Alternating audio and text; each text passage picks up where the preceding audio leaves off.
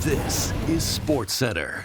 Hey, I'm Marissa Bruno and happy Berube Bowl Thursday. The Buds are looking to get back in the win column tonight when they host the Blues. Now, this is a big one for the Leafs' new head coach, as they face this former team for the first time. Berube is the third winningest coach in Blues history and led them to their first Stanley Cup 5 years ago. Now, there is injury news on both sides. Blue star Robert Thomas is out after breaking his ankle Tuesday against the Jets, and Joseph Woll makes his first start for the Leafs after being activated from the IR this morning. Goaltending was a big issue for the Leafs Tuesday in Columbus, when they lost 6-2 to the Blue Jackets. In fact, it could be argued that goaltending has been their story of the season. Toronto has held opponents to 2 goals or less in 5 of 7 games, and have won 4 of those 5. Woll's return will help because he was lights out in the playoffs last season. Another big factor for the Leafs, how about their scoring up front? This season, the core 4 has also been a big decider in wins and losses. Matthews, Marner, Nylander, and Tavares have looked great in those 4 wins, and have been virtually non-existent in 3 losses. One of those losses, I bet on John Tavares to score a goal. No, nothing. I got nothing from Johnny T. I thought he was gonna make it, because of the amulet. But I guess that's what you expect when you pay these guys half your salary cap. Viewers in the Leafs region catch tonight's game on TSN. Coverage begins at 6:30 Eastern. Tip football in Week 8 kicks off tonight when the Vikings pay a visit to the Rams in the Thursday nighter. Now, Minnesota's been one of the best stories this year. They're still 5-1 after losing to the Lions last Sunday. The Rams, though, they are not looking too good. The reason, well, let's start by looking at Matthew Stafford. In 6 games this season, he's thrown just 3 touchdown passes, which is pretty wild considering he had 41 just 3 years ago. The good news, while Cooper Kupp is back from an ankle injury tonight, provided the Rams don't trade him between now and kickoff. Kupp hasn't played since Week 2 and was the latest pass catcher to find his name on the rumor mill a few days ago. So how much better is Stafford with a star receiver? Since the start of last season, his passer rating is nearly 20 points higher with Kupp on the field. And check out that touchdown to interception ratio. Now, we cannot talk about big-time receivers without mentioning Justin Jefferson.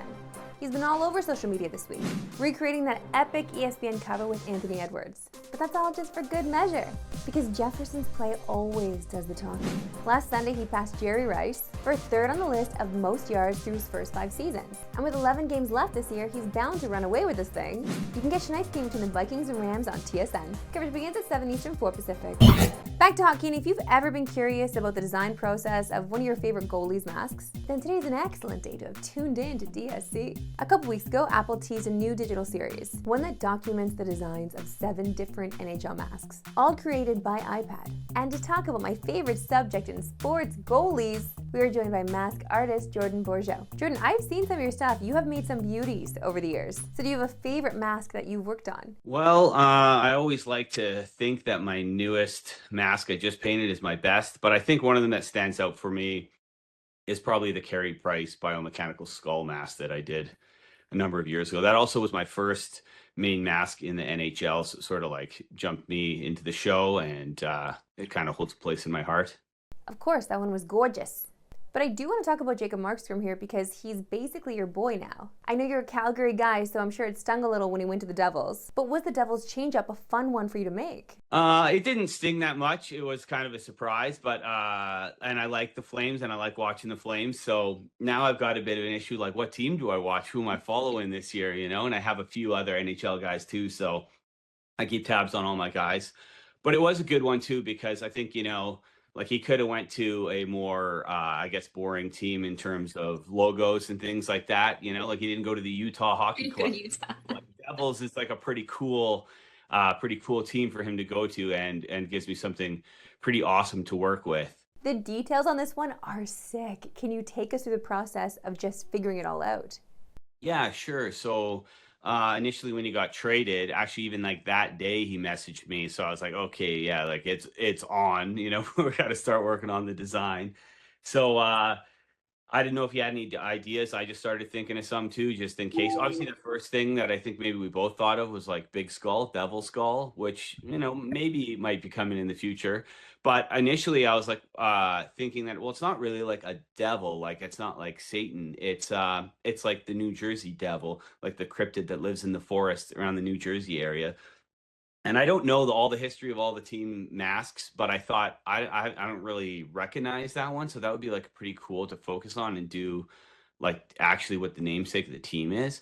So I was thinking about that, and I was kind of thinking other cool things like a Book of the Dead sort of thing. So I kind of come up with an idea of, a book that's opening up and pages are flying out and you have all these different depictions of the New Jersey Devil, and which eventually led to the a more realistic looking devil on the one side. And I just basically that day pitched that to Marky, and I didn't know if he had any ideas or not, but he was just like, it sounds good, roll with it. Yeah, such a wild thought process. You also designed Sam Montembeau's mask in Montreal, and we're looking forward to seeing that process in the digital series. Jordan, thank you so much for doing this.